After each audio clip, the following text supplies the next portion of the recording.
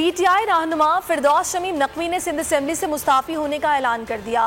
استعفے کا اعلان کرتے ہوئے فردوس شمیم نقوی نے کہا کہ وہ اپنے حلقے کی خدمت کرنے سے قاصر ہیں، اس لیے احتجاجاً مستعفی ہو رہا ہوں۔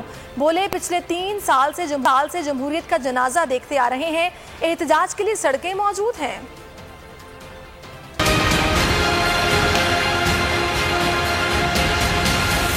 میں نے آج سوچتے سمجھتے فلور آف دا ہاؤس پہ جا کے PS 101 کی سیٹ سے احتجاجاً استعفیٰ دے دیا۔ میں یہ سمجھتا ہوں کہ میں اپنے لوگوں کی، اپنے کانسٹیٹوئنٹس کی کوئی خدمت نہیں کر سکتا اس ایوان کا رکن بن۔ پچھلے 3 سال سے اس اسمبلی میں جمہوریت کا قتل عام دیکھتے آ رہے ہیں۔ نہ اپوزیشن کے مائک کھلتے ہیں، نہ لیڈر آف دا اپوزیشن کا مائک کھلتا ہے، جو کہ اسمبلی کی روایت کے لحاظ سے ہمیشہ کھلنا چاہیے۔ آج میرے MP 5 عدد MPs کو اور جماعت اسلامی کے MPA کو اندر نہیں آنے دیا، پارلیمانی لیڈر کو۔ میں سمجھتا ہوں کہ جو مجھے مراعات ملتی ہے وہ مجھ پہ گراں گزرتی ہے۔ میں جو حق خدمت ہے وہ ادا نہیں کر سکا۔